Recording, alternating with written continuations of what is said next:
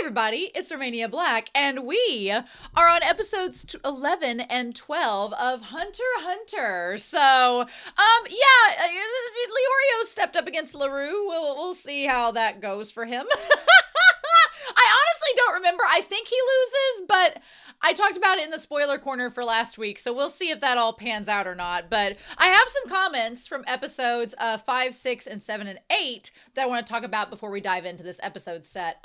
Yomu for episodes 5 and episode 6 says, Minchi is iconic indeed. Some of Togashi's character designs are so ridiculous that they circle around to being incredibly inspired and memorable. Right? They're so ridiculous, they're iconic. Some people have called Hunter x Hunter a sausage party because there are relatively few female characters, none among our main quartet for one, but I've always thought the women that were featured were awesome.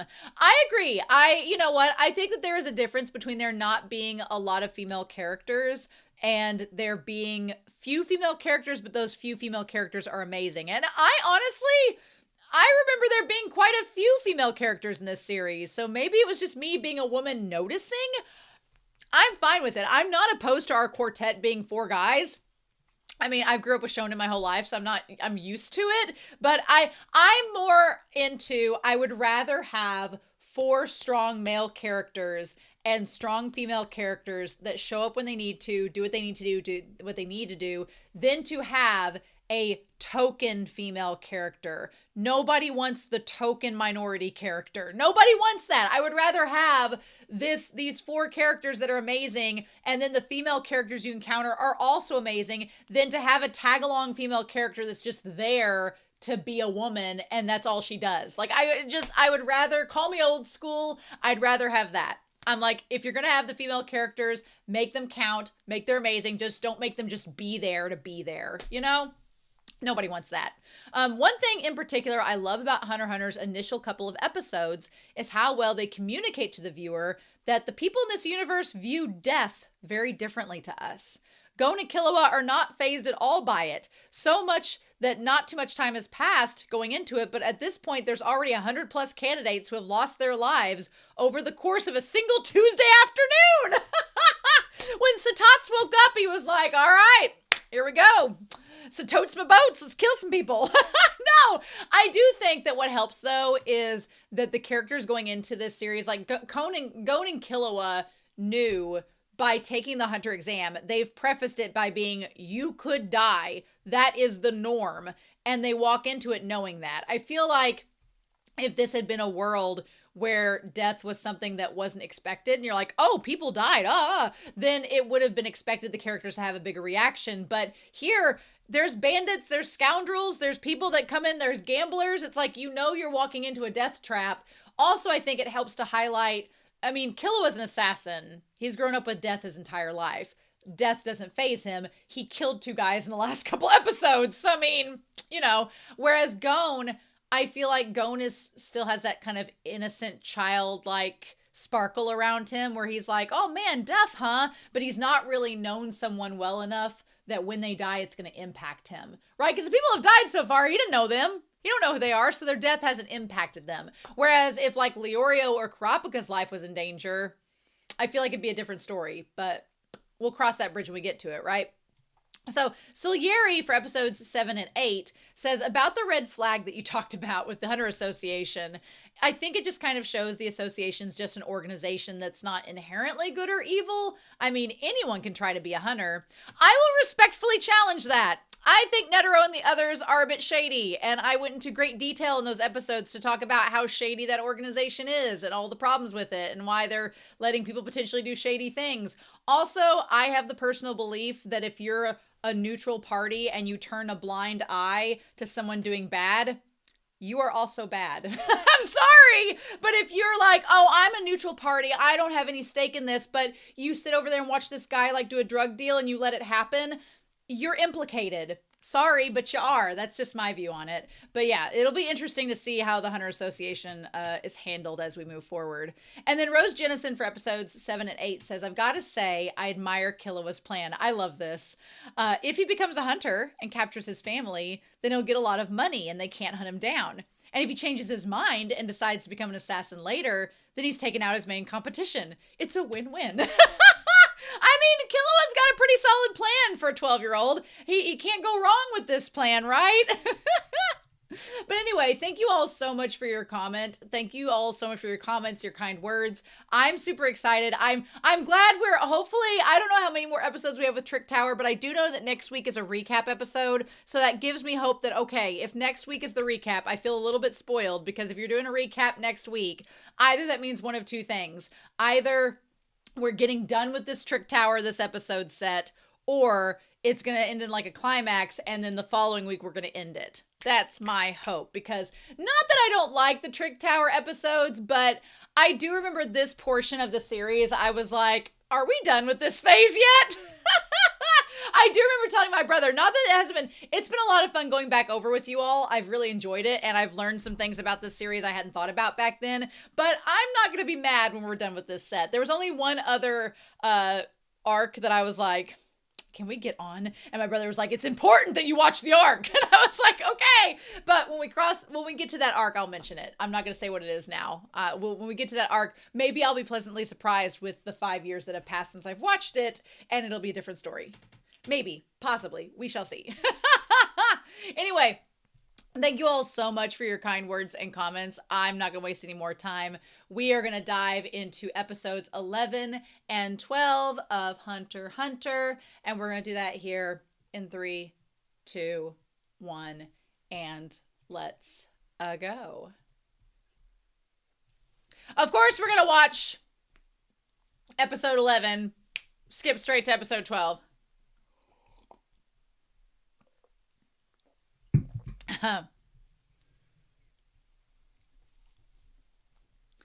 The crazy thing is there are all of these reasons for hunters to go after being a hunter, and Gon has no interest in any of them.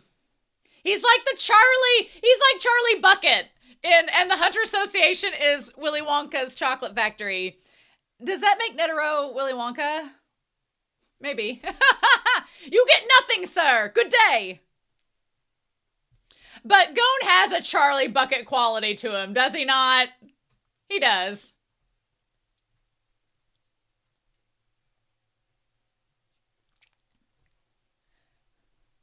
I don't want this OP to end. I really like this OP. I think it's going to carry on with this whole arc, but it's so cute. Oh, you can see Kurapika's eye flash red there. That's cool. Aw, Leorio. Aw.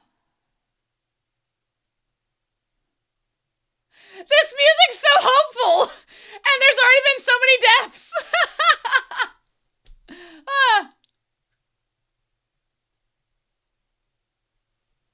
Also, Minchi's outfit is so, like, 2002. It's giving Britney Spears. The you can't smile as Killua, like, kicks a guy to oblivion.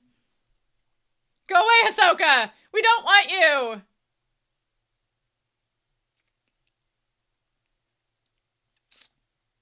Okay. Yeah, that was Leorio's finest moment, but I don't know. So what now?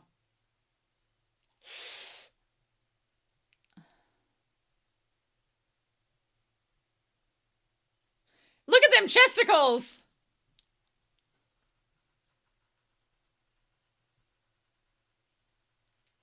Oh my god. Leorio's giving off such daddy energy in this moment. Trouble with the gamble! That does not bode well for Leorio.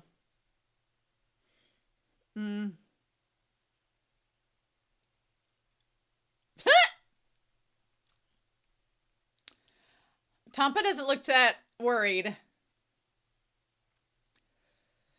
Yeah,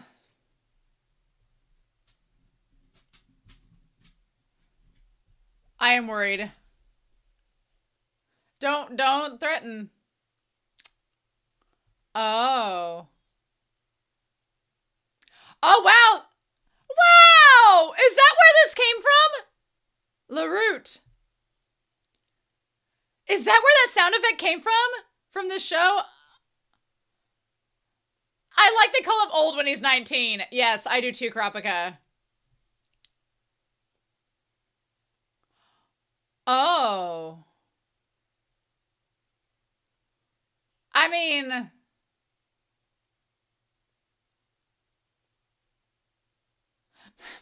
Hi, 1999. Well, we're going to talk about this. Yikes.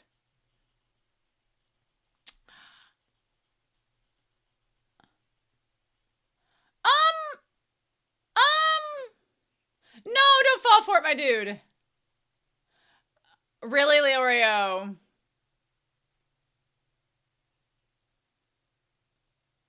Oh my god. No! Why? Oh my god. Damn it! Dirty old man, he's 19.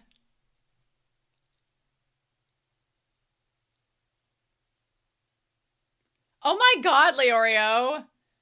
Why are you a perv? Stop it.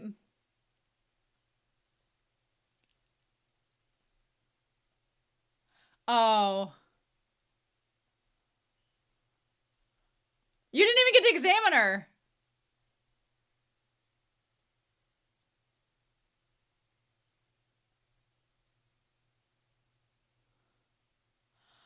Ooh.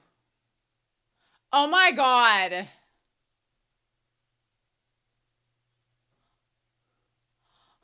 This is something out of Nightao, honestly. Glad we were spared that. Glad we were spared that. Ah!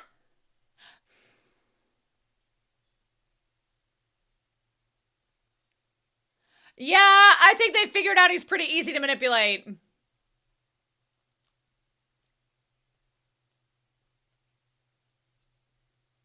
But now he's got to make all these bets to catch up and get ahead, and it's not going to work. I mean, bless.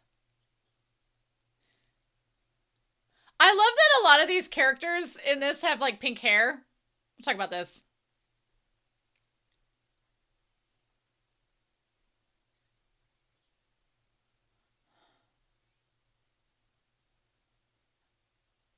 Yeah. Way to go, moron.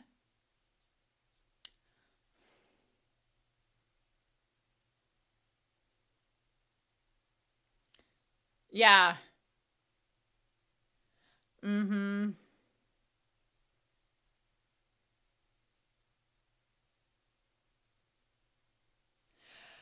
Oh, buddy, but you're going to probably.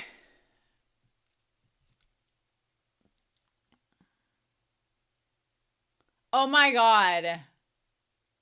No!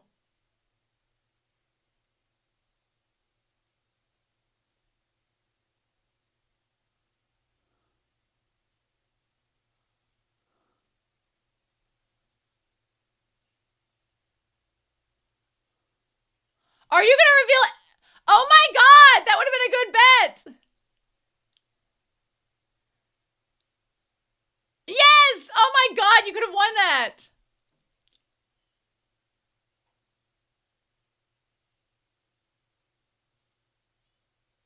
That's a terrible idea!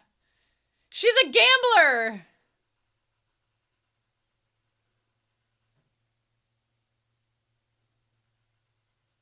Are you confident in your rock, paper, scissors skills? That definitely proves you're 19.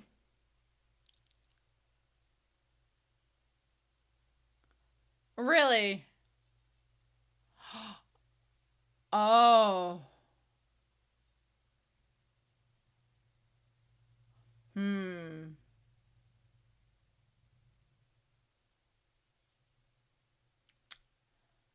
Uh-huh. Yeah, she's trying to bluff, my dude. Oh my god. Leorio. Yes. Yes, he is.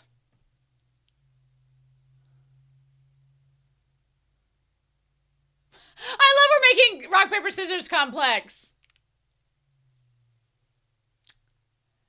Oh, wow.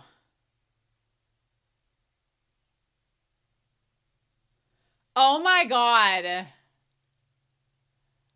Oh my god. Yes! Oh my god. Are you learning Gon?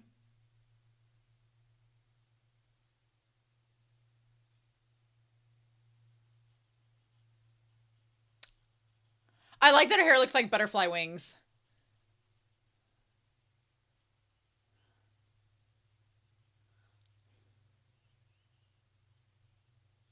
Uh-huh. Come on, Leorio, get it together. Get it together. Oh my god! Sir! I wish Kurapika could throw something at him. Say it a little louder, Kurapika. I don't think that LaRue could hear you.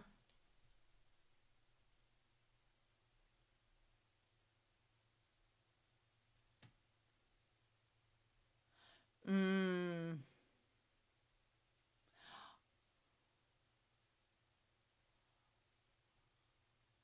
Oh.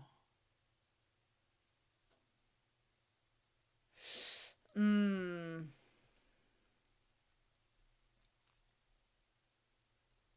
Ha! Gona said now I see quite a lot in this episode.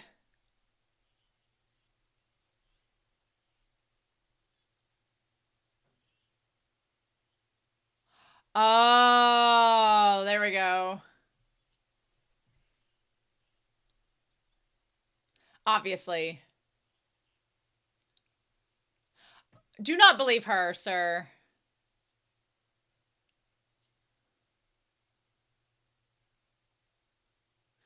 Do not believe her.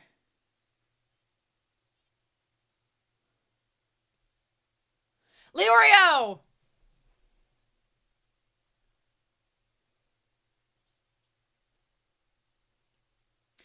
Oh my god, Leorio. Do not drag this out.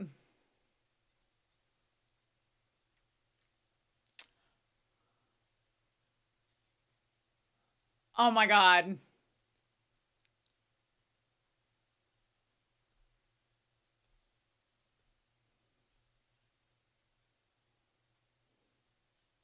Uh-huh. Right.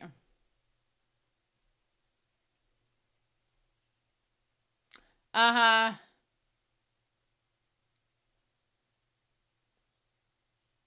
Uh-huh.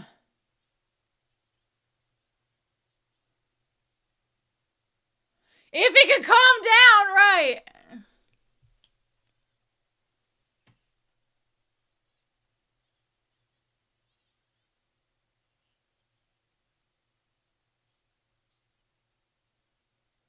Hmm.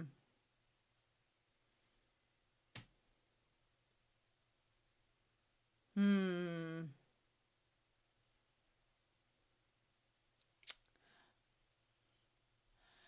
Quit overthinking it!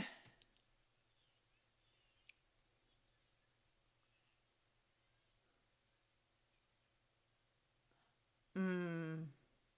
Use scissors, mother trucker. Shoulda used scissors.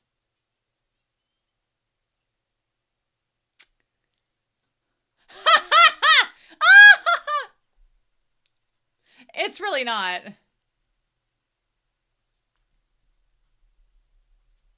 Yeah.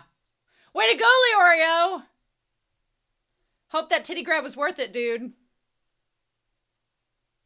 you weren't! Yes, I actually agree with Tompa on that.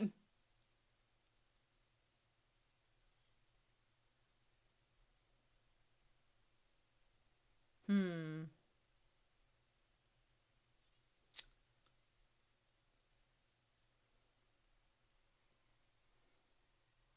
Wow, so 9 hours.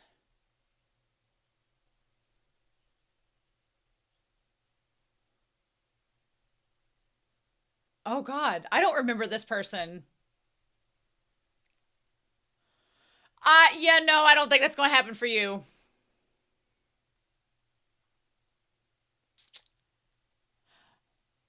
When did Asklad get here? Leorio! You done goofed! You blew it! How could you blow it? About... Yeah. Guess him off!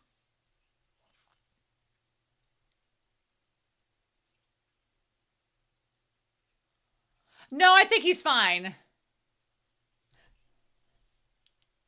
Now.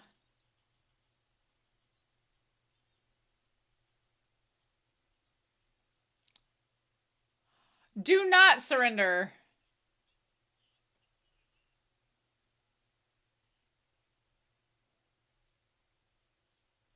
Huh.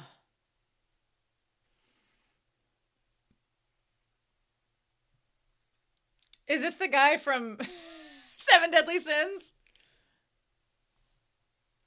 Yeah, I don't think he's dying here. Just off chance. Oh. Okay.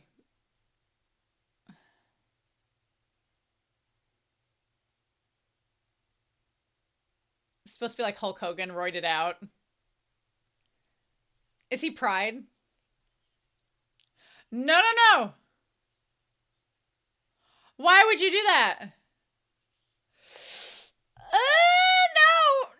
No. Mm-mm. Don't you see how roided out he is?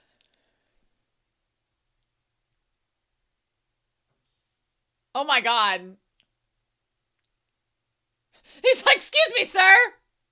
Just gonna do some renovating here.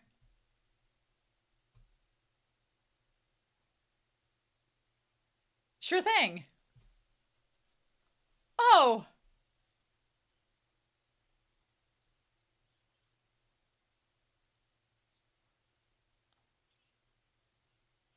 Yeah, I think Killua was fine. The dissector. Oh, wow. Yeah, mass murder. 968 years, huh?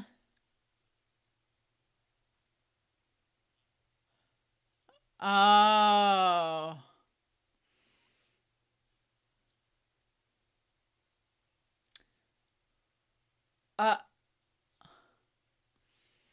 Killua's like, great, I murder people with my bare hands too.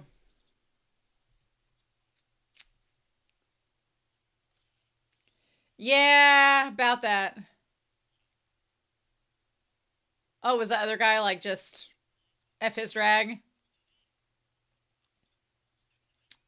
No. Bye. I just love Killua so tiny. Little gremlin.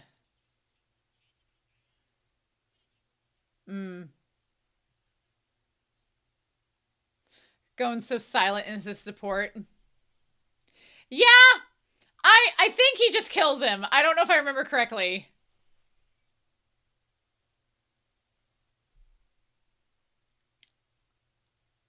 Oh, I love the voice. Ooh, this voice actor. I know this voice. I love it.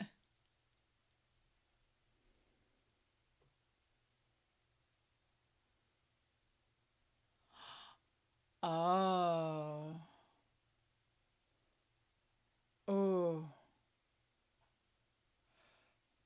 Oh, bitch.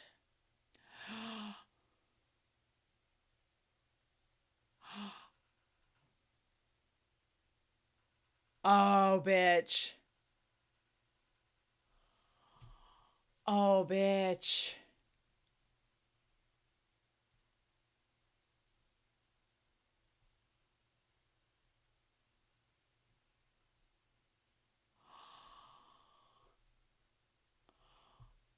Bitch! What?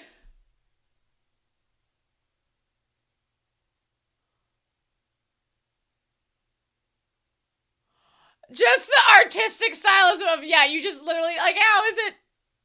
I'm sure somebody's gonna be like, actually, the heart can beat up to 5 hours after it's taken out of a body.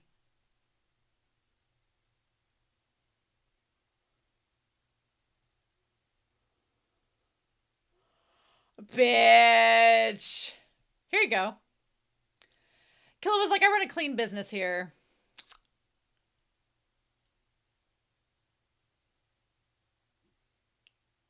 Yeah, sure thing, kid.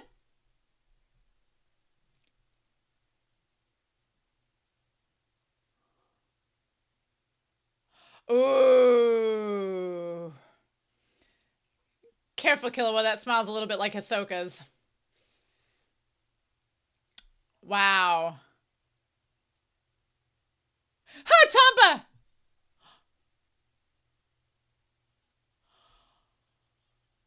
Oh. I love how Gon's not even phased.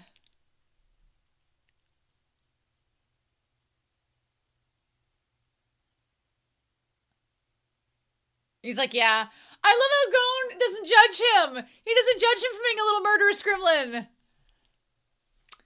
So...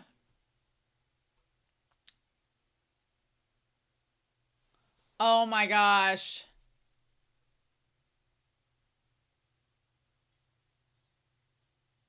Yeah, sure. Okay. Damn, Killua. Like, that was, like, nothing. And now I have to settle in here. This feels like a room, like... oh! Sup, bitch! Oh, look who... get what? Get it... I'm gonna go back to that name. You guys want to make out? Ah, damn it! The third wheel's arrived! No!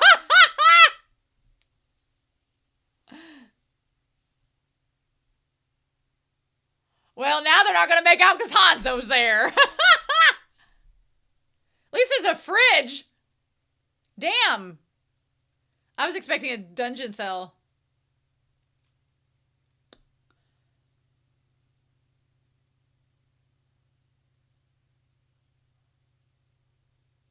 Oh.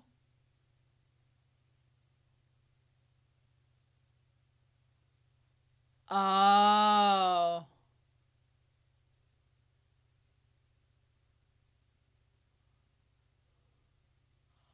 Oh. I used to be a professional. You're 12.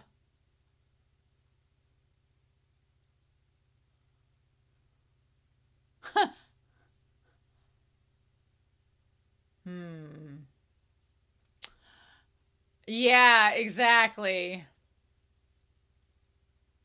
At least they have food.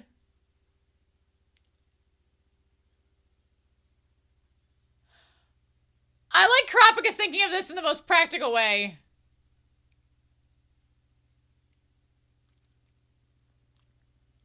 At least there's... oh my god. The TV! We've got a TV and books! Oh my god. Only in Hunter x Hunter would you have literally 2 days for these characters just to roam around and then like it's no big deal. Oh my god. I swear.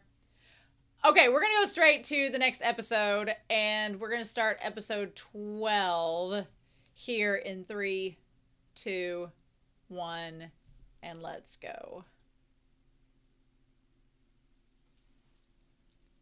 Only in Hunter x Hunter would you be like, okay, now our characters get to sit in a room for 2 days. I love that Gon basically just heard his bestie say that he, like, used to rip hearts out as a profession. And he's like, that's neat.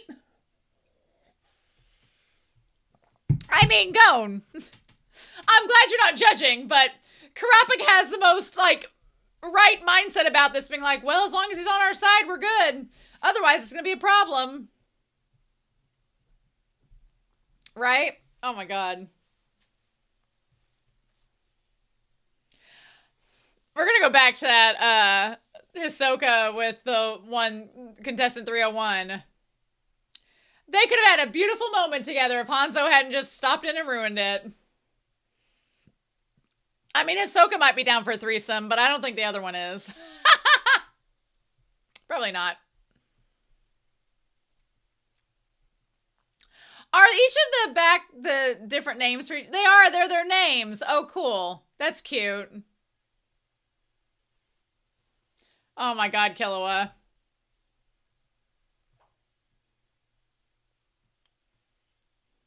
I like that they're going towards this green, like, this green aura, but then when you cut to Hisoka, it's purple, so it's clearly not him that's the threat, which is interesting. Huh? Aww. The OP makes this seem like such a sweet little show, and then we just watched one of the main characters rip the heart out of another person last episode. You know, a family show. All right. Episode 12. Yeah, that didn't work. He even took the part of the shirt with him. He's like, well, he was a mass murderer, so...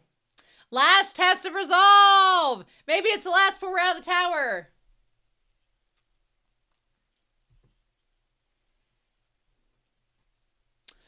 Within 3 days.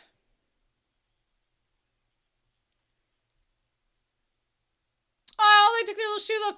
Oh, look, Killua was telling him how to skateboard. Meanwhile...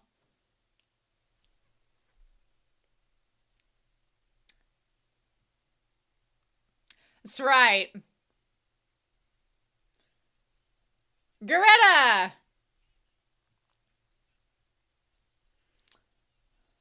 I like that none of them are talking. They don't get to hang out in a sweet room while they wait. Aww.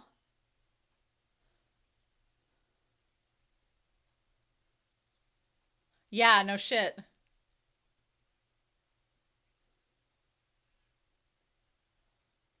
Quit jinxing it.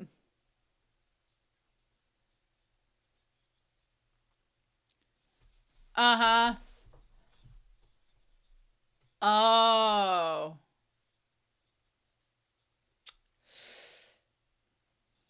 Well, but it took Ahsoka like 6 hours, so honestly.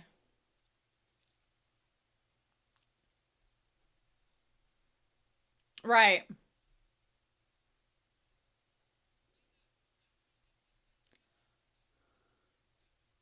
Tompa, be quiet. Well, he's not wrong. True.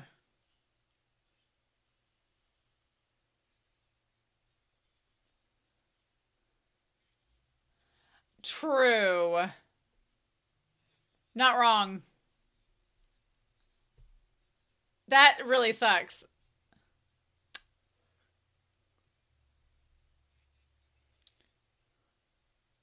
Oh, wow. Hmm.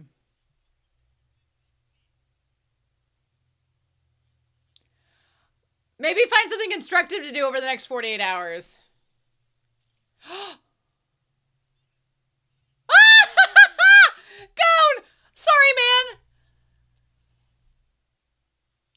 Aw, what are we supposed to do, sir? Gee golly, sorry I threw the skateboard at your head.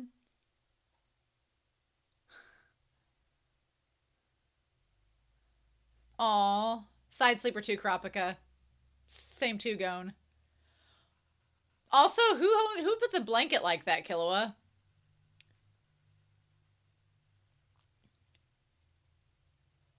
The stereotypical toe sticking out of the sock.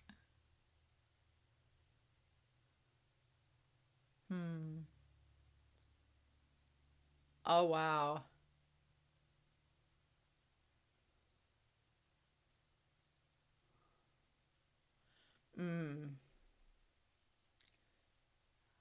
I like this bonding. Aw. Aw. Aww. Oh, that's so cute. Aw.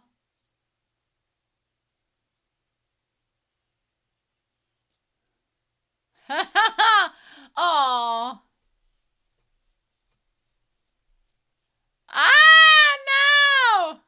Oh, that's so cute.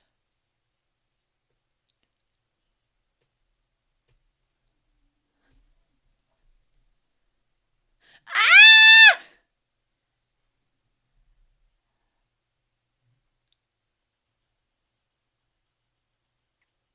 Yeah.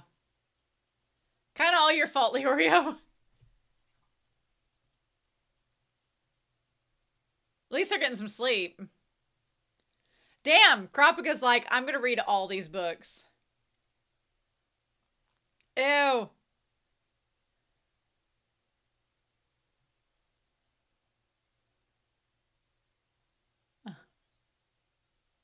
Aw.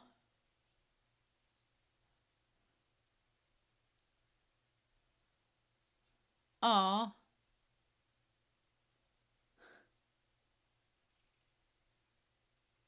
Oh. Ha! Oh my god. Watch yourself, Tampa. Oh no. Oh my god, thank god it caught his pant leg and not his foot.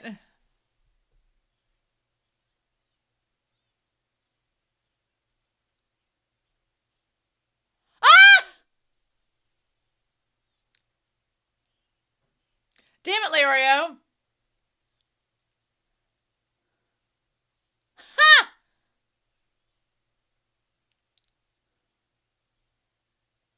Aww. They're so precious. How can you not love Gon and Killua?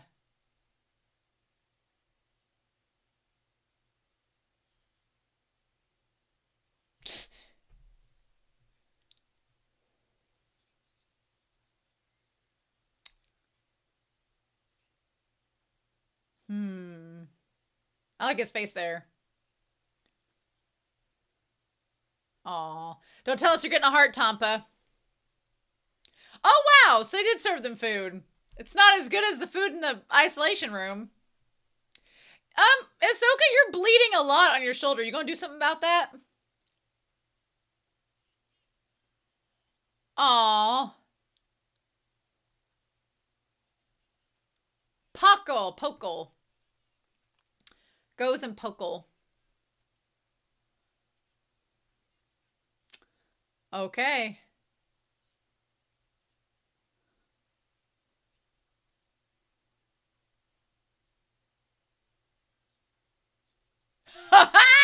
What a weirdo.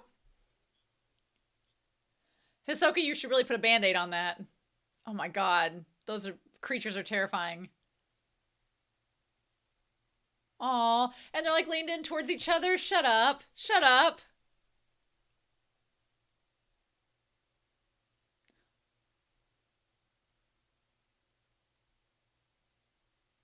I'm glad he at least had the headphones on.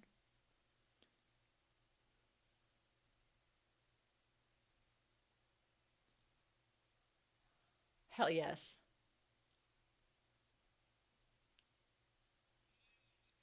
Hmm.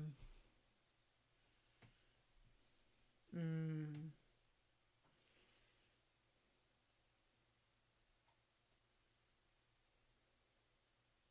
We're gonna do. What are we gonna do, Leorio? What are we gonna do? Ha! Back to this! These kids are so easily amused. Ah! Oh my god. Ew. Gross men. Get it. Get it, Gon. Oh my god. That's right! You just work out shirtless in front of Kurapika. Go right ahead. Go right ahead, sir. Aww. Okay, so they all got the same food. Interesting. Okay, we're gonna talk about that. Damn, Kurapika is just like getting their book club on. Leorio's like, see, I read too. Oh my god. Ah! Aww! They're so cute. Okay, 1 hour left. Jesus.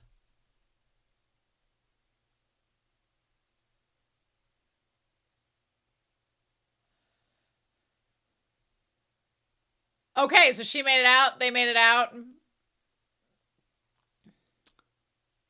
The monkey!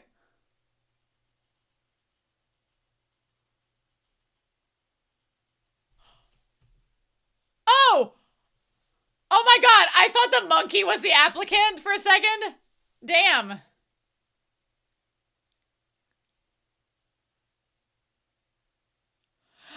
Ah! If somebody wrecks his card castle, that'll be hilarious. If Ahsoka makes the card castle and then it gets wrecked, that will be hilarious. Please let that happen.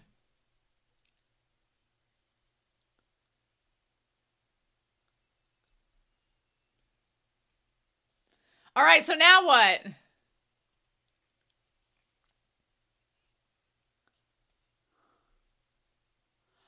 That can't be the end of the episode. Oh my god, I was like, no way. No, no, no, no. Bored.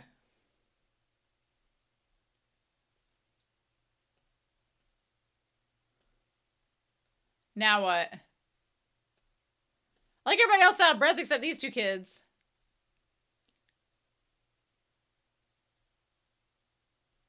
Oh.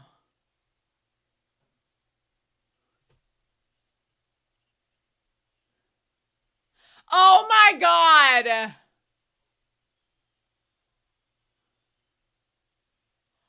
Oh my god. Ah!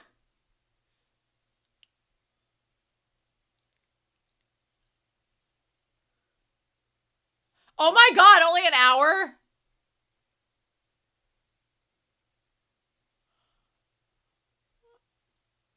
Oh my god.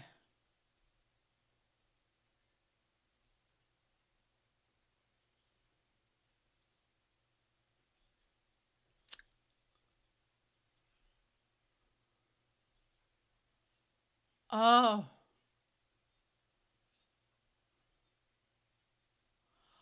Oh.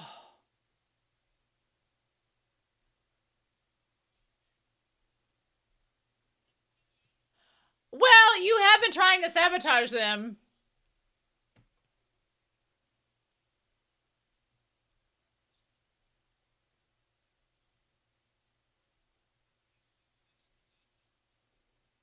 Well, no, you're assuming some things.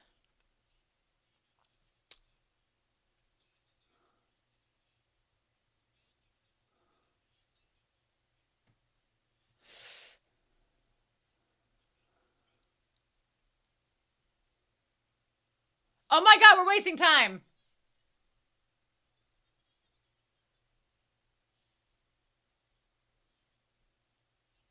Yeah.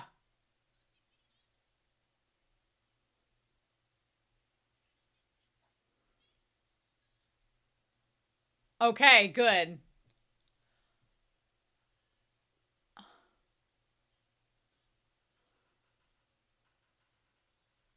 Oh my god. Uh.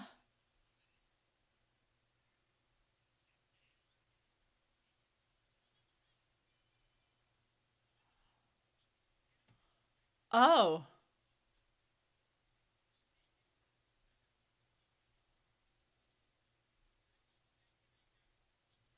Oh. Oh.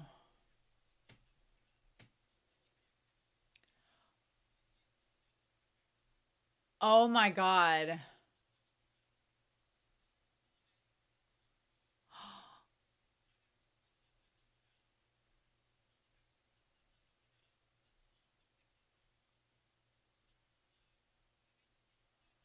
Oh.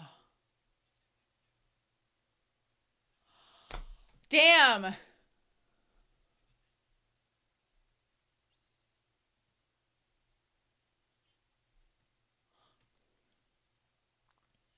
Yeah.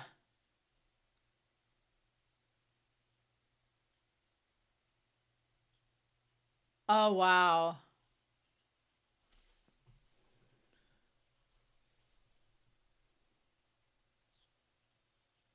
Mmm.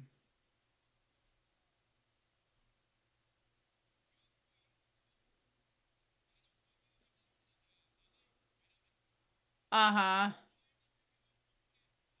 Wow, yeah, kind of.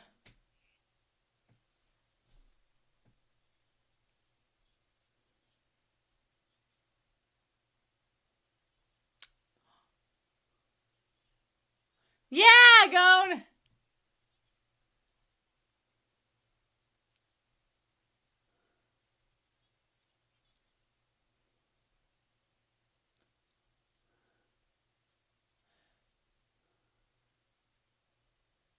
What if it's a trick?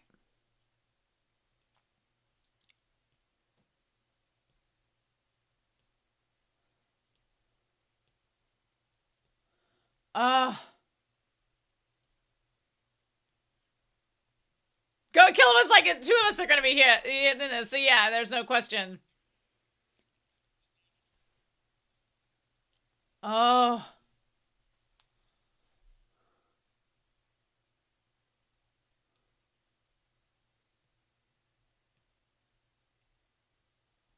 Ooh. Oh my god.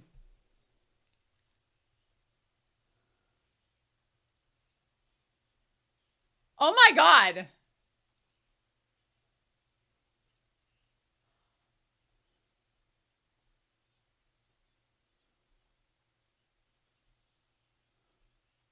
Oh my god. Oh.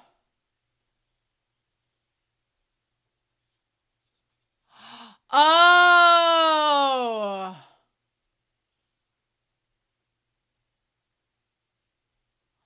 Carve your way out. Look. Oh my god, 3 minutes.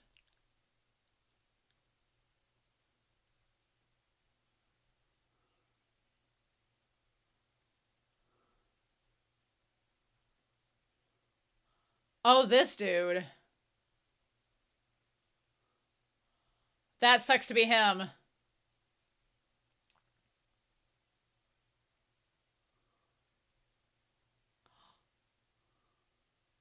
Wow.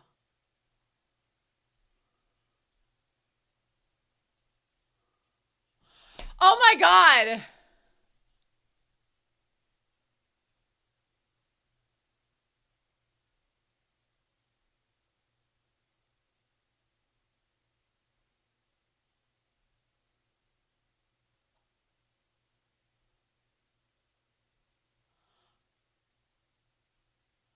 Oh my gosh.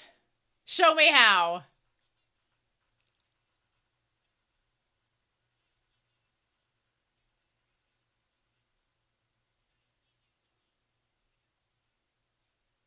Oh.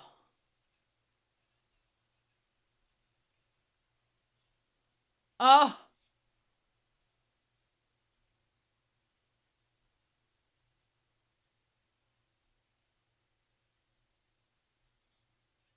Oh my god.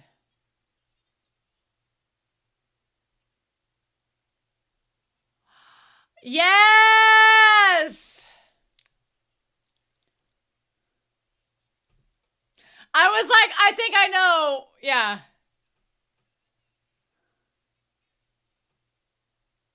Uh,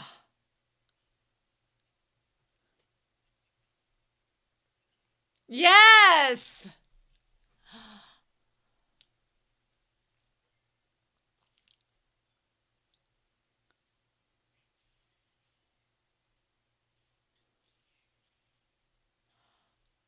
Nice.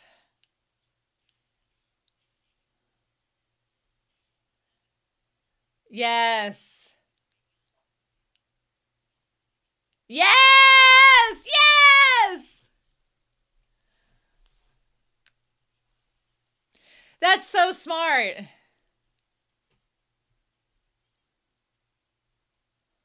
Oh. Yes! That's what makes you special. Oh, Gon, yes it does. Wow, 25 applicants passed from like the 404. Wow. And one died. Oh my God. Good job, Gon.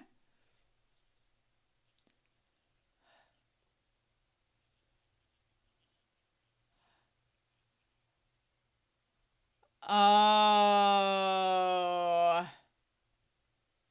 Yep, indeed. Oh, buddy. Oh, good. I'm glad we're out of that damn tower. I'm so glad we're out of the tower. Thank God. Good deal. Good deal. Good deal. Damn it. All right. All right.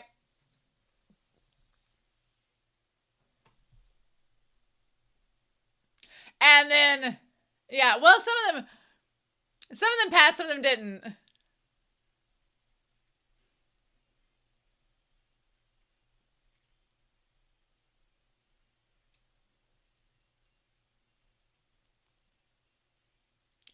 I would say I'd bring Whiteboard Coon out, but really the only reason I would use Whiteboard Coon is for the names of those that passed. And we're going to get some of those. So I might just take my handy dandy notebook and write those down. Might just write those down for good measure.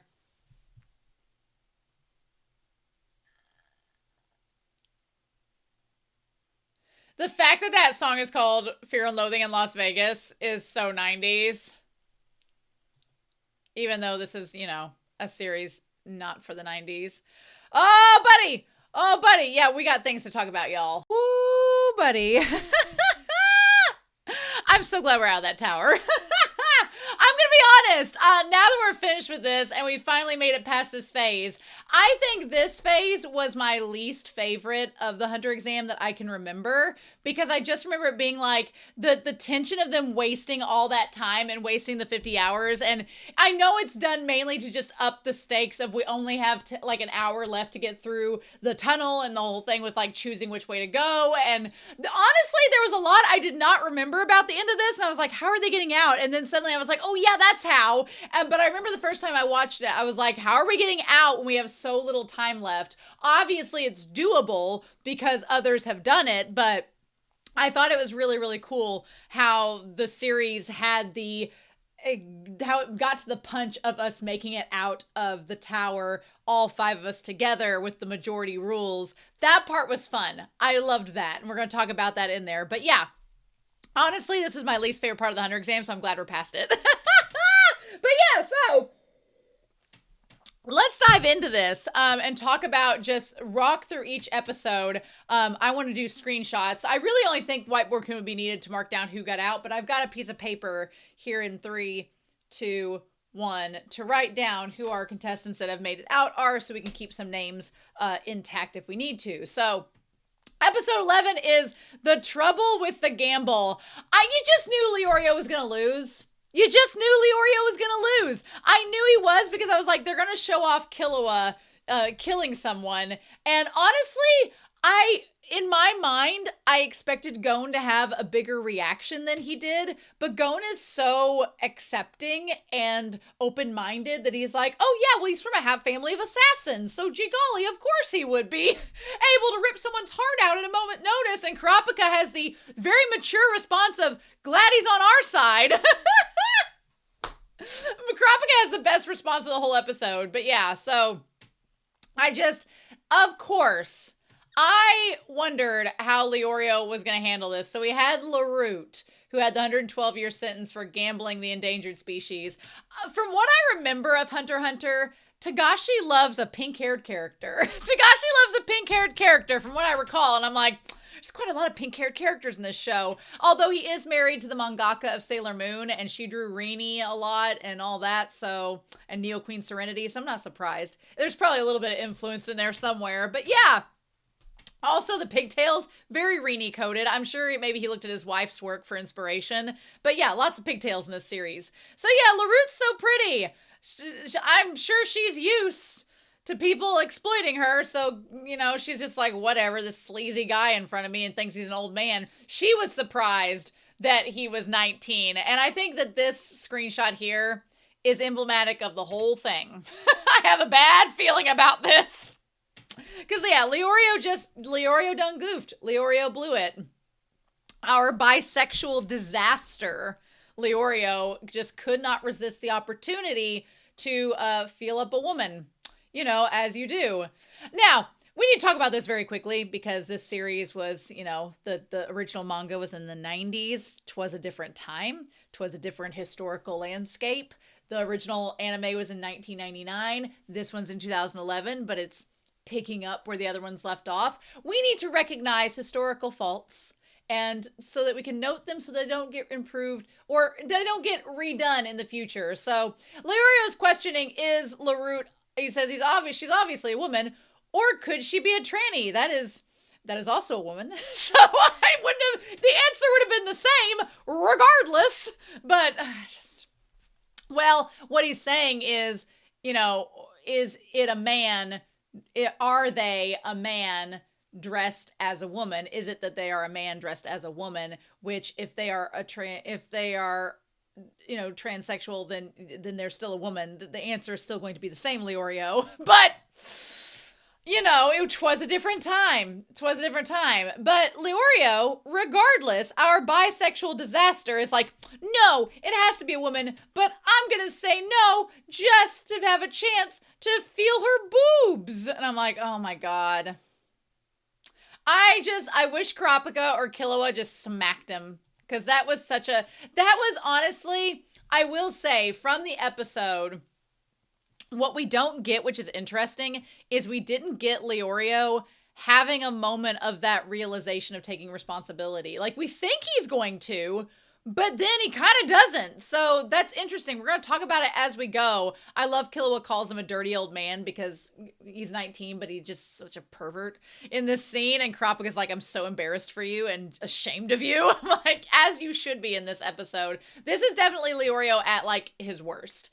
And I thought he was going to have some kind of monologue or think about it and talk about it later and kind of make up for it. But he really doesn't. So I'm going to be curious if it comes up again and he has a chance to kind of take accountability and do something with it. I'm going to be curious, but that is not what happens in this part. And he's like, even if I'm wrong, I'll still get to feel her up. I'm like, dude, there are times where Leorio exerts like old middle-aged daddy mentality. And then there are times where, despite his appearances, he seems like a 19-year-old boy. This is one of those moments where you're like, oh yeah, Leorio is actually a teenager. And this is one of those instances. Thank God Killua and Gon are not interested in such things, right? Or Kurapika, for that matter. Kurapika's younger than him. Yep, and then he's like, and there you have it. There you have it. This is what we're dealing with. And Gon's like, I don't understand sexuality. So yeah. I'm glad that they at least show us off-screen Leorio feeling her up, but yeah, or copping a feel, however that worked. But this screenshot here makes Leorio look like he should be in Trigun. I'm just saying, it really does. I'm like, okay. So then they're down to 10 hours. And honestly, at that point, it's like, yeah, he's gonna lose. And Gon's like, well, what do you mean? Why, you still got 10 hours he can bet. But the point is, when you are down, it's kind of like playing a game of war when you have cards. If you're down to playing a game of war, if you have like one card left and the other side has 9 cards and there's one more card left to like determine whether you're going to win or lose, sure, you could have the better hand and you could win the bet against your opponent that has 9 cards, and then they have to give you 1 and now you have 2 or you have 3, but the odds are still against you. That means you have to work like 8 times as hard and keep winning against your opponent so that you don't lose. The opponent has so much more they can gamble than you do before you're right back to square one. So it's an uphill battle regardless when you're in Leorio's position. And we've established that Leorio's not faring well against this person. So it felt like a losing battle the moment that he lost this bet. And Tampa even knows as well. Tampa basically says as much. Leorio doesn't have what it takes. No, Leorio has what it takes when he's not being a 19-year-old. That's just not focused on the right priorities, sir. I am amazed that Leorio gets off as scot-free as he does from this, because if it wasn't for Killua being up next and just literally ripping out the heart of his opponent before he could do anything, then that could have been a lot worse, right? So I'm always amazed that Leorio was able in this to just have something. He was so like laissez-faire about all this, and I'm like, this is a pretty, I mean, I know you have 10 hours left, but they gave you all that time for a reason. You shouldn't just squander it. And then he ends up squandering it. Then we have the whole thing about the rock, paper, scissors. And I love that this episode takes the time to point out the psychological warfare that is rock, paper, scissors. Honestly, when I play rock, paper, scissors, I don't think too much about it. It's just like boop, boop, boop, boop, boop, boop, boop, boop, boop, and you just follow your instincts. Because if you overthink it and you think too much about it, you're going to mess up.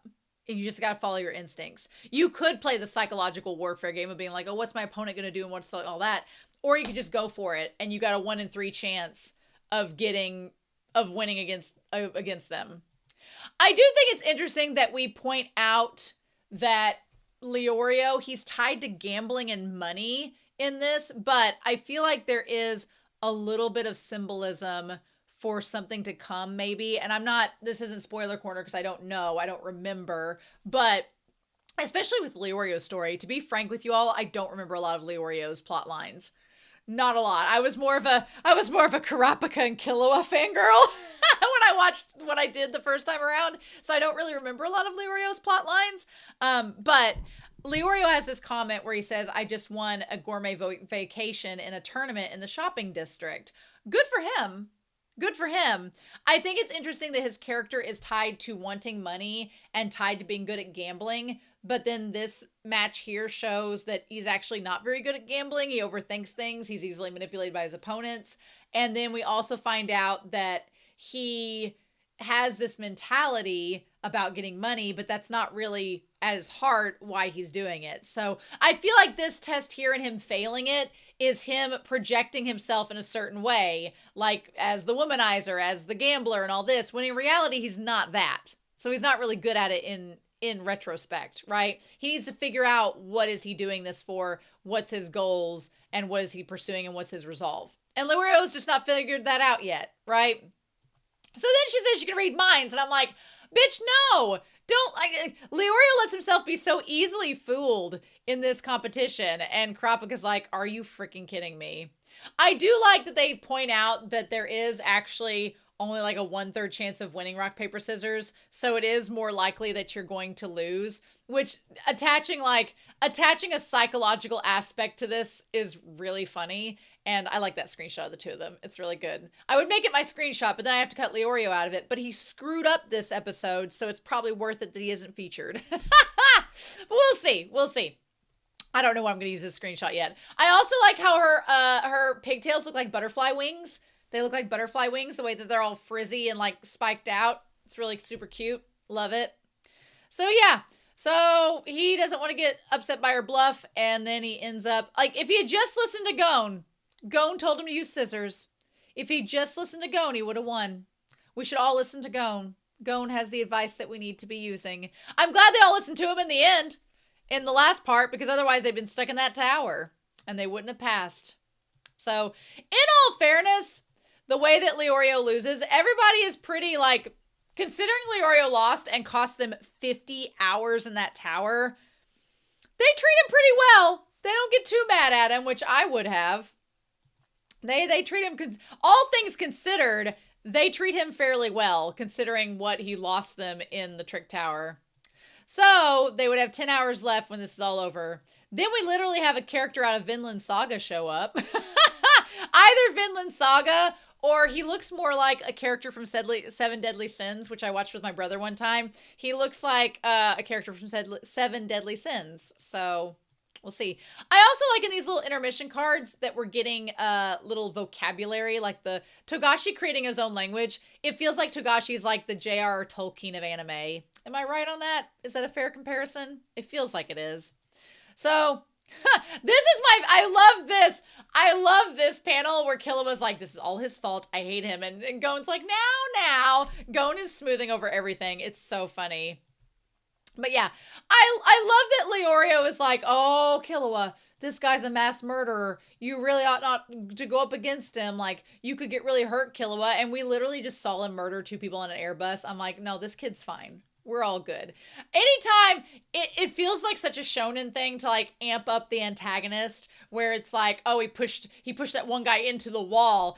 Obviously, the infrastructure in this tower is for shit, because they could easily take an axe to brick. Like, they used an axe to axe their way through brick like it was a hammer.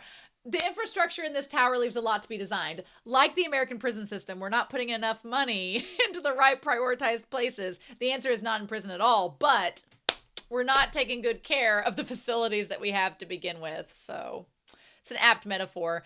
I also like the trope in anime where this one character presents himself as this big bad antagonist that's got all this brawn and strength and everything. And then this scrawny little twink-like antagonist comes up and just wrecks their shit.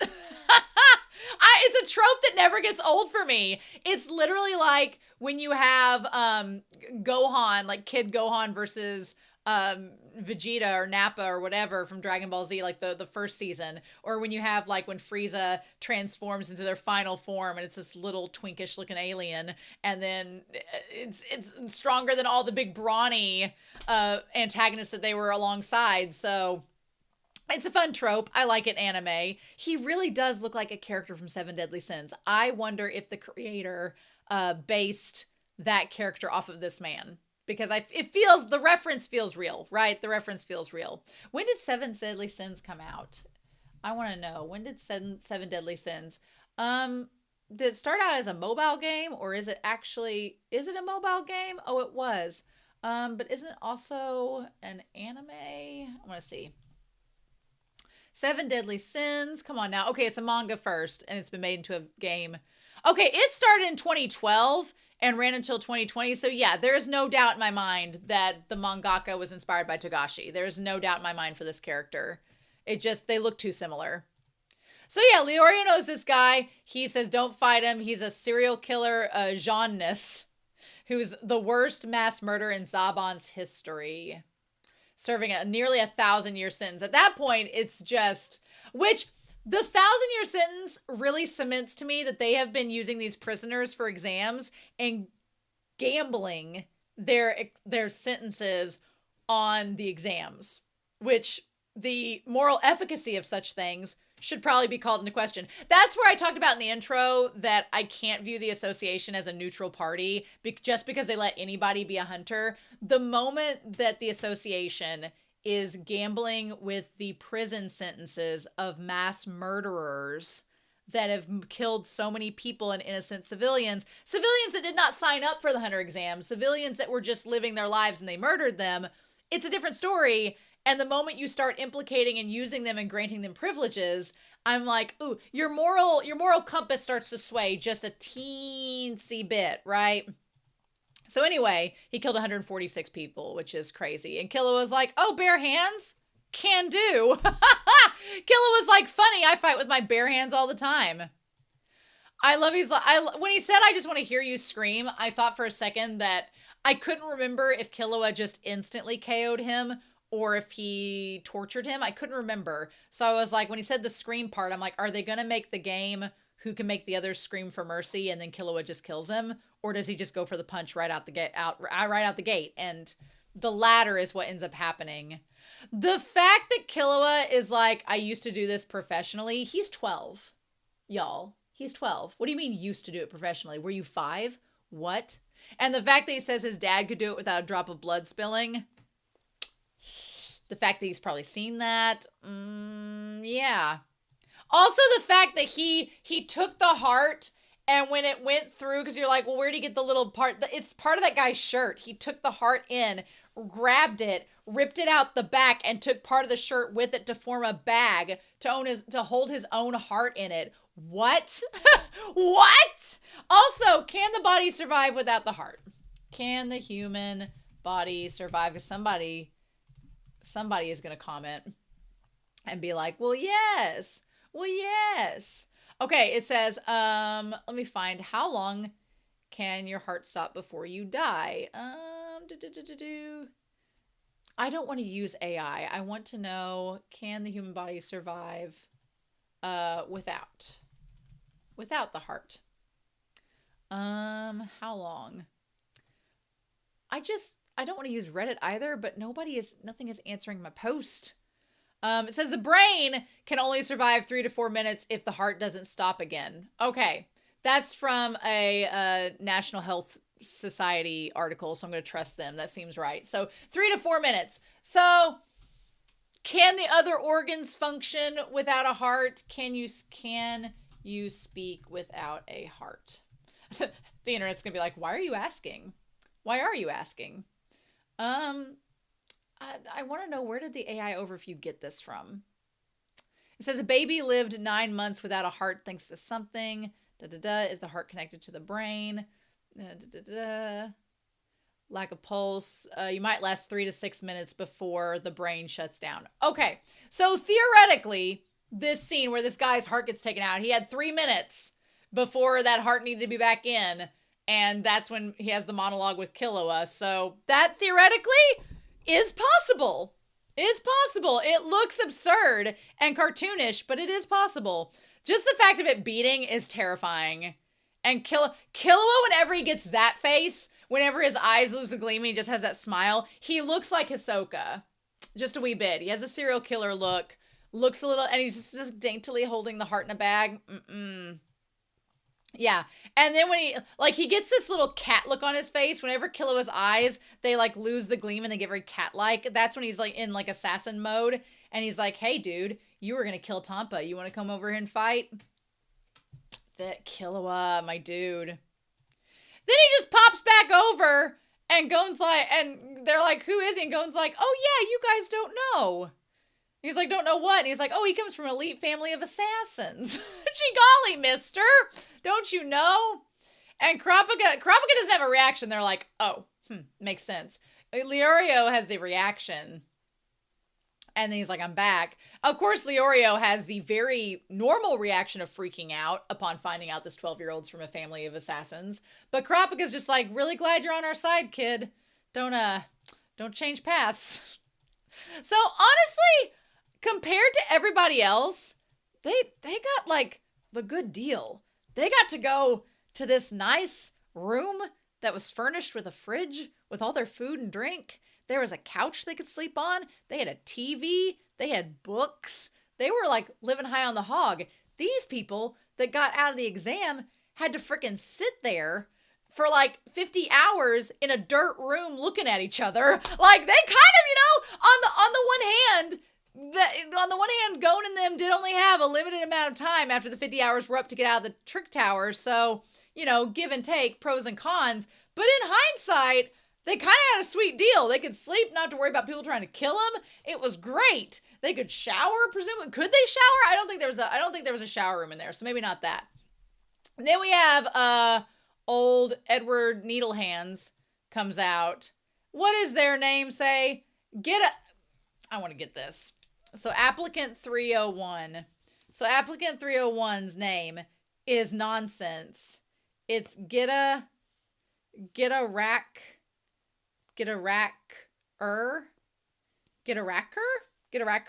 What is that spelled backwards? It's Rukar Atig? No. I feel like Gitaracker is, I feel like it's like not an acronym, but not an anagram, but it's something that if you mix the letters around might spell something different. But I don't know.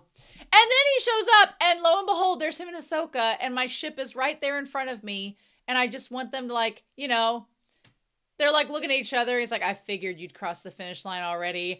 Oh, did ya? Did ya now? And honestly, Ahsoka with the bleeding shoulder, I want him to get like stitches. Maybe, put a Band-Aid on that. Do something. Put some kind of gauze, something on there. Some bleeding stop powder. And the way that Ahsoka like looks over at him like, sup, bitch. I I'm sorry. My shipper goggles go full on, and they could have had it all. In the words of Adele, they could have had it all. But then guess who shows up? Mother Truckin' Hanzo. Hanzo shows up, and he's like, hey, guys. I love when he looks over. The first thing he says is, no! I like that he says no because he wanted to be the first to pass, and then he sees these two. But you could also, if you're like me with shipping, he's like, I don't want to be in a threesome with these two or watch them make out. No. Like, it's so funny. I love it. I love that that's literally where that scene cuts off at. So then, yeah, they have this room. There's a lamp. There's a bookshelf. There's like a teapot. There's like 3 couches. It's very nice. Decent room. Like this is for the not so bad prisoners, maybe. And then he's like, oh, I didn't have a technique. I just ripped his heart out. That's all. Like, I just ripped it out. And he's like, look, and he's like, it's to make it easier. And then he gets those assassin eyes. See? And then he makes his hand into a little claw. I manipulated my body a bit.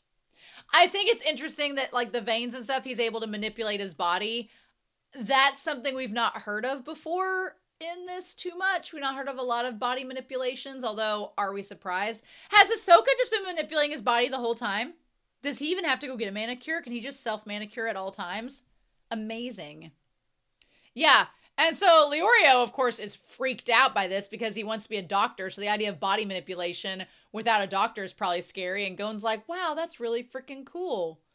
Yeah, and then he takes it back. And so then he says mass murderers are still only amateurs. And Kurapika's like, sure thing. He's like, I used to be a professional, but my old man would have done it better.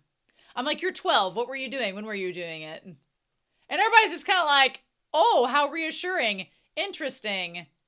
I like Kurapika's like, Gon is like, oh, well, we're just friends. It's no big deal. Leorio's terrified. Kurapika's like, we need to keep an eye on this one. And we also need to keep Gon with us. Because if Gon's not here, he may not be on our side. And that would be a bad thing. And then like, let's go see if there's things to do. You know, these 12-year-old kids, not a care in the world. I love that the moment they find the TV, they're like, yes, we got this. Like, seriously, they had like books, everything. My only question is, where'd they go to the bathroom? Was there a bathroom? Was there a pot in the corner? Like, what did they do? Interesting. So then we have episode 12. Thank God we are getting out of this sucker. We recap with Killua. And so after 72 hours, we've got to remain here for 50 hours. I guess there maybe is no bathroom. Maybe inside that little lampstand, there's like a pot to pee in, I guess. I don't know.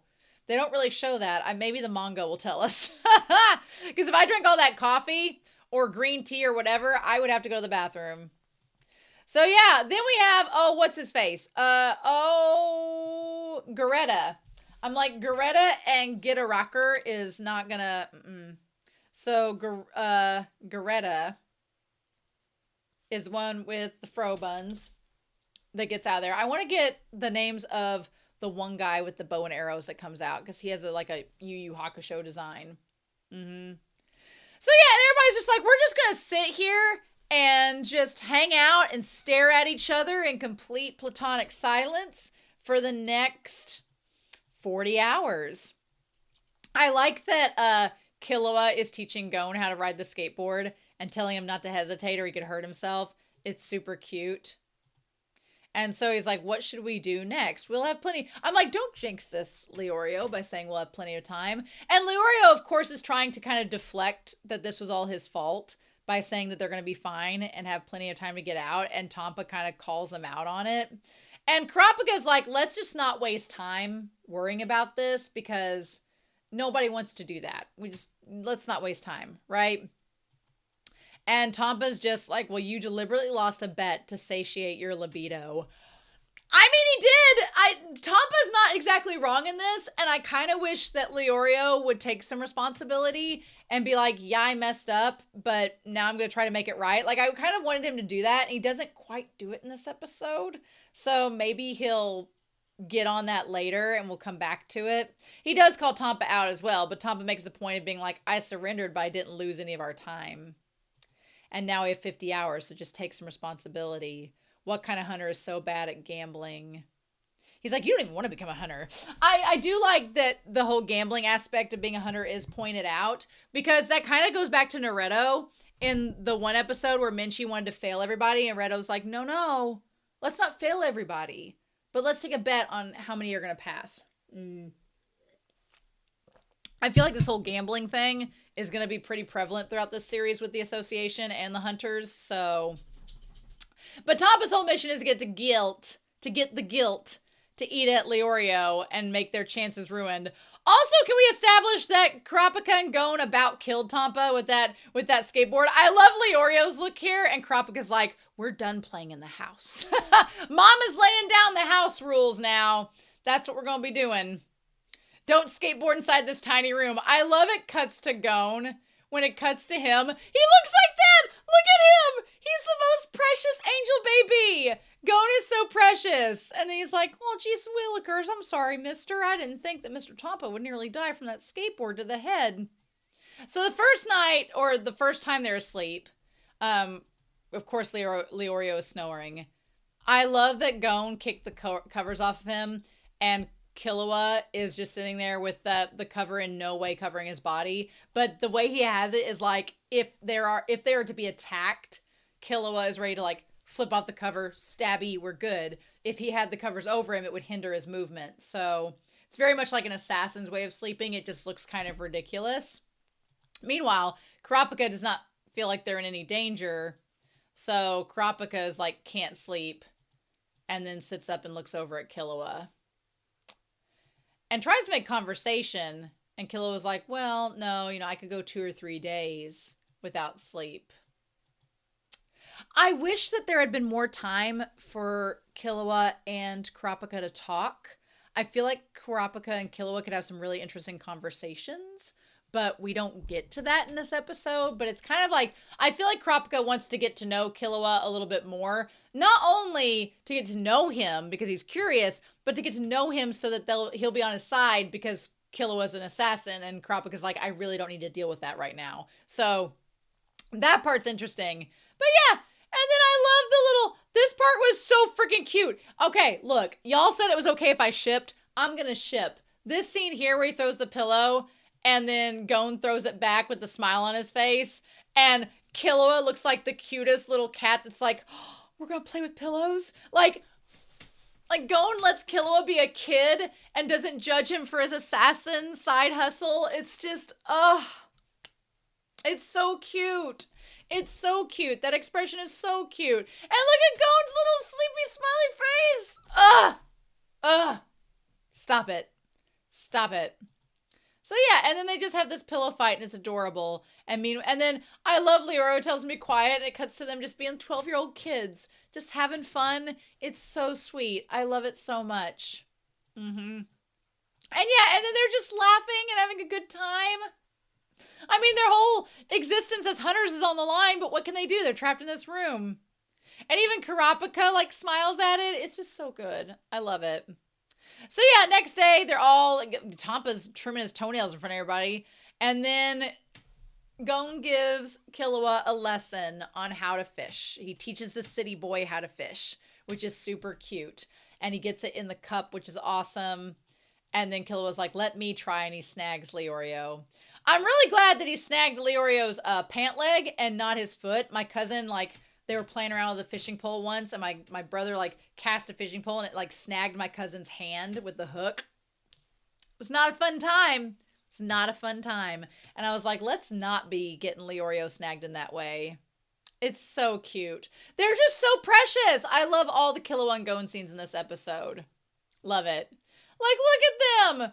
When he yells at them, he's like, don't do that. It's so cute. Look at them. They're so precious. I love it so much. So yeah.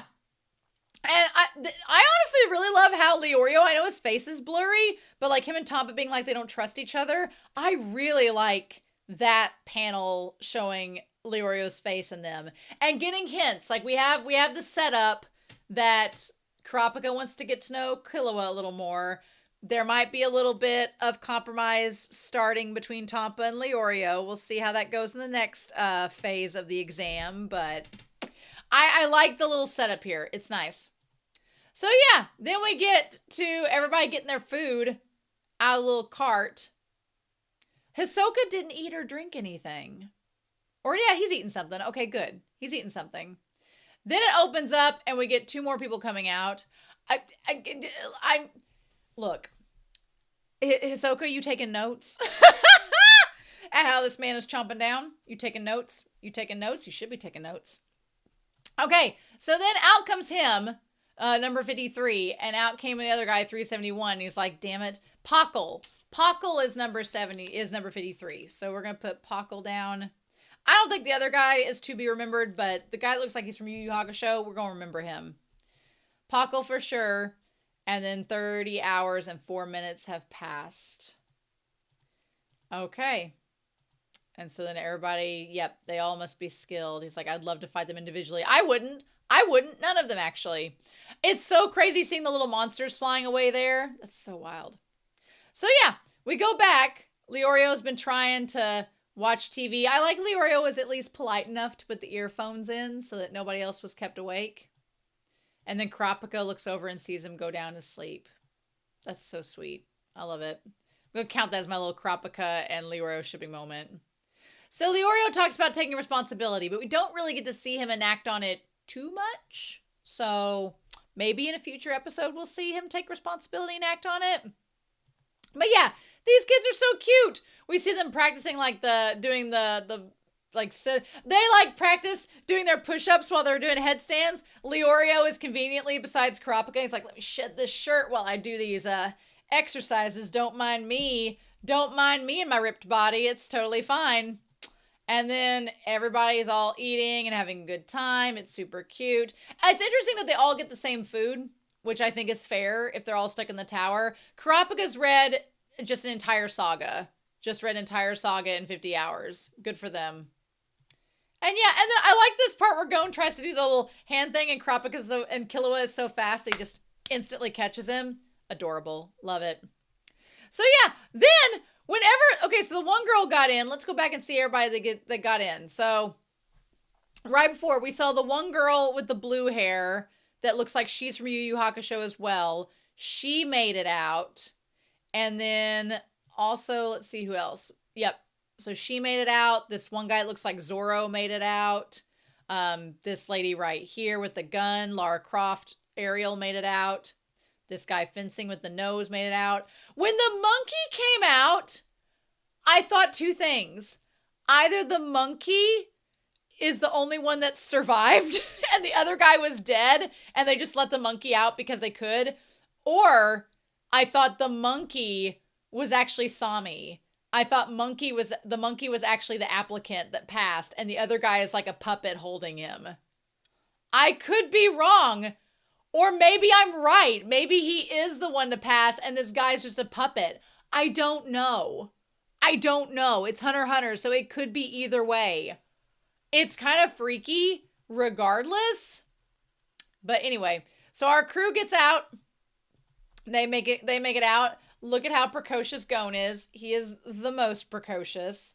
And then as they make it out, they get back to the beginning. And I love he's like, we should have taken the stairs. He's like, shut up. We all agreed on this route. This part here and the next little montage, I could absolutely see in the manga.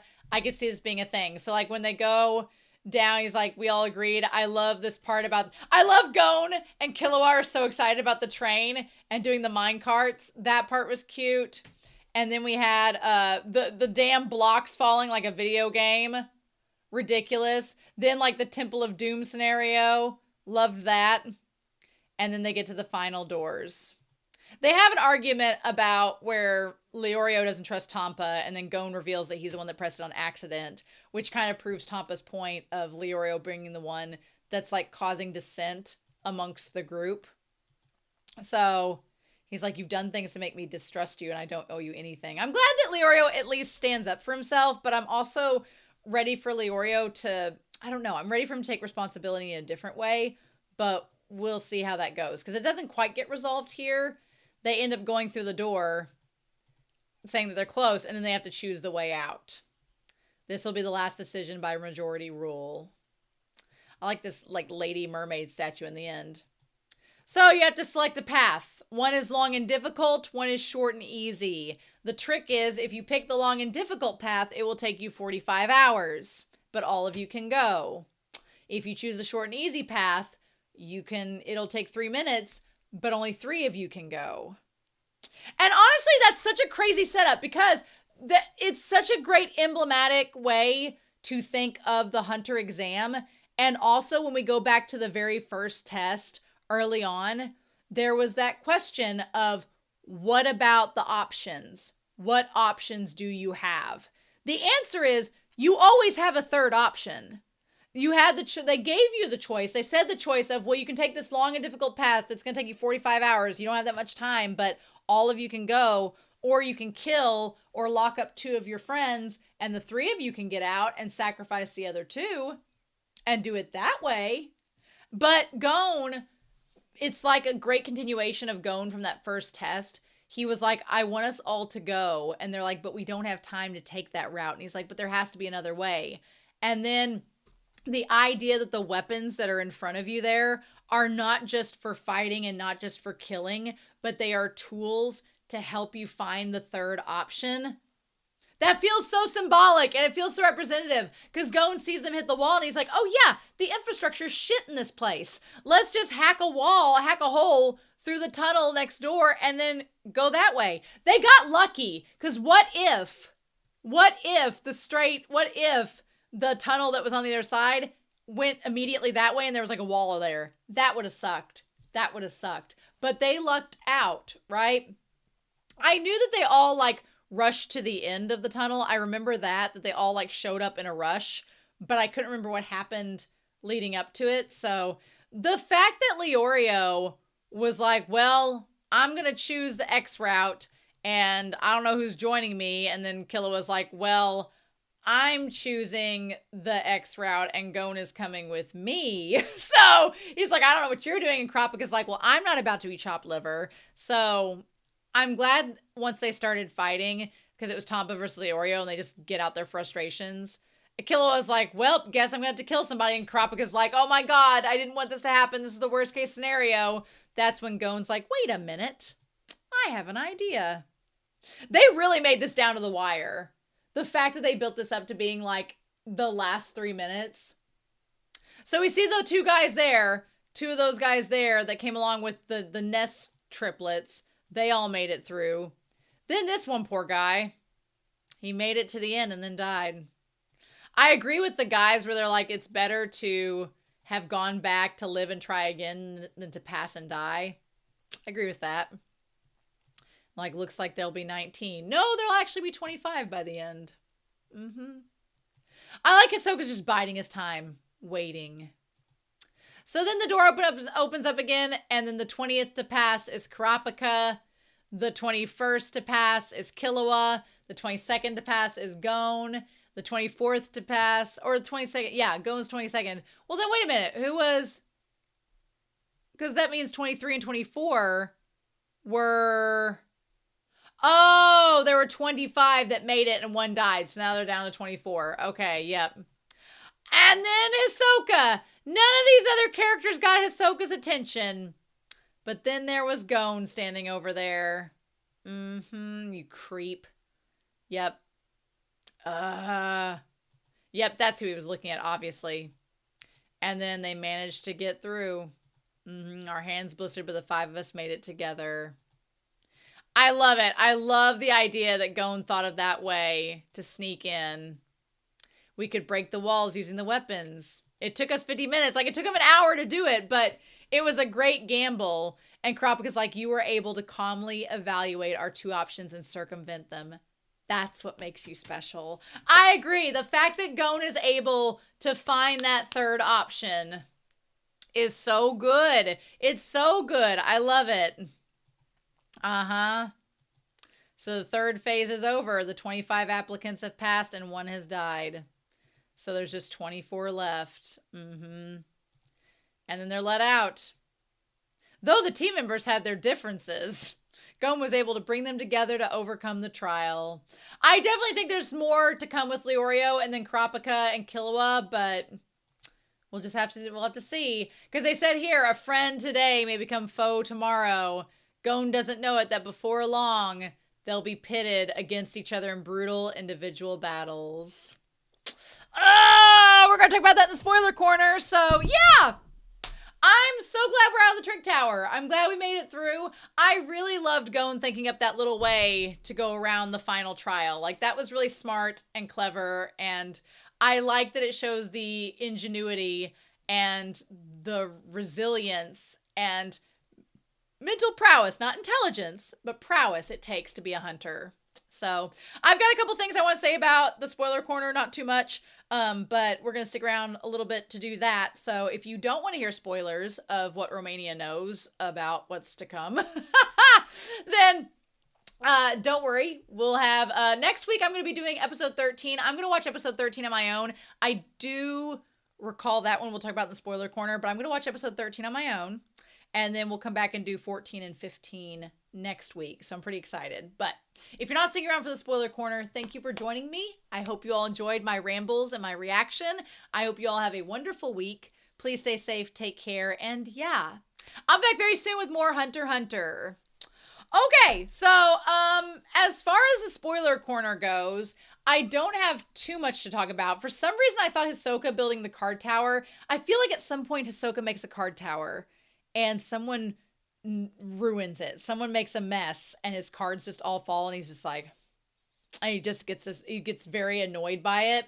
I am hoping that the next leg is the individual battles, because I feel like I think they're in the tower. I'm getting really excited about the tower, and I don't know if the tower is going to come up in this season or not, in this arc or not. I hope it does, because I really like the tower matches. I think that's what the OP is hinting at, and the tower matches were a lot of fun, and I want to get to those, but we're not there yet. So I can't remember, but 24 competitors, if you did a 24 seeded bracket, how would that even work? How would that work? A 24 team seeded bracket, you would basically have like the 16, 1, 2, 3, 4, 5, 6. You'd have 8 rounds. Yeah, so you'd have 8 rounds of individual matches. You have 5 in the team with Gon, so even if you split up theoretically, you could split up everybody, but at some point, you're going to face each other. So how's that going to work? I don't remember that. I remember them being in the tower. I remember them fighting in the tower. I remember Hisoka versus Gon, and I really liked those episodes. I don't remember a lot about them, but I remember I really liked them. So when we get there, it's going to be a lot of fun, because it's going to be me trying to recollect and piece together what I remember from that, which is not a lot. A lot of what I remembered was at the very start of the series and then sprinkled on throughout the 70 episodes or so that I watched. So that'll be a lot of fun. Also, I don't know when exactly Killua's brothers will make an appearance. Feels like that should happen at some point, but I don't know exactly when. I can't remember. So I do remember that episode 13, I was really bummed because I was happy they made it out of the tower and I was so ready for the next episode. And then I remember my brother and I were watching, and I remember that we turned to episode 13 and I was like, why is this a recap? And my brother was like, oh yeah, this one is. And so I was like, ah. So luckily the recaps in the anime are only in the first arc, and we'll just take care of them now while we can. So into spoilers, but next week I'm going to watch episode 13 on my own time, because there's nothing of consequence in that. There's nothing new in that episode. It is, you know how some shows have the recap episodes where they include bonus scenes? I don't think Hunter x Hunter did that. I don't think they did that at all. I think it's just literally, we got done with this little arc, we're going to give you a recap, and now we're starting the second half of the season. So we're just going to skip that episode. I'm going to watch it outside the channel on my own time. And then we're going to do episodes 14 and 15 next week together. So I'm excited. But anyway, thank you all so much for listening to me and my rambles. If you haven't gotten a chance, you've made it to the end of this video, please on YouTube, subscribe to the channel, like the video, leave a comment down below. But please no manga spoilers. I will be looking at the manga, and I'll be looking at the series as we go. So in other words, I hope you have a wonderful week. Please stay safe, take care, and yeah. I'm back very soon with episodes 13 through 15 of Hunter x Hunter. And I'll see you then. Bye.